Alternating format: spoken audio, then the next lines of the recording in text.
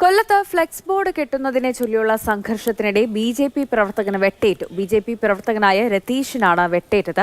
പുനലൂർ നഗരസഭയിലെ ശാസ്താംകോണം വാർഡിലാണ് BJP. CPM സംഘർഷമുണ്ടായത്. BJP. പ്രവർത്തകനായ കവിരാജനും പരിക്കേറ്റു. ബി.ജെ.പി. സ്ഥാനാർത്ഥിയായ മണിക്കുട്ടൻ നാരായണനെ ആക്രമിക്കാനുള്ള ശ്രമമായിരുന്നുവെന്ന് ബി.ജെ.പി. ആരോപിക്കുന്നു.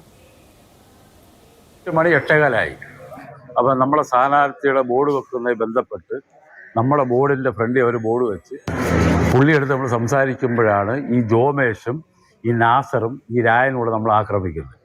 ഇപ്പോൾ ഈ ഒരു അരിവാൾ പോലൊരു സാധനമായിട്ടാണ് ഈ ജോമേഷ് വരുന്നത്. ഈ സ്ഥാനാർത്ഥിയുടെ കഴുത്തെ ഇങ്ങനെ വെച്ചപ്പോൾ ഞാൻ കയറി തടഞ്ഞതാണ് ഈ സംഭവത്തിലുള്ള ഏക കാര്യം. അല്ല നമ്മളൊരു പ്രശ്നം ഉണ്ടാക്കാനോ അല്ലെങ്കിൽ വഴക്കിനോ അവിടെ പോയതല്ല. ഈ ബോർഡൊന്ന് മാറ്റി വെക്കണമെന്ന് പറഞ്ഞൊരു ഒറ്റ കാര്യം പറഞ്ഞോളൂ. ഇതിനകത്ത് പ്രകോപനം കൊണ്ടത് ഈ രായനും ജോമേഷും നാസറുമാണ്. BJP-ക്കാർ വർഗീയവാദികളാ അങ്ങനെയുള്ളവന്മാരെ ഒരുപാട് ആശയങ്ങളും ചീത്തകളും വിളിച്ചു.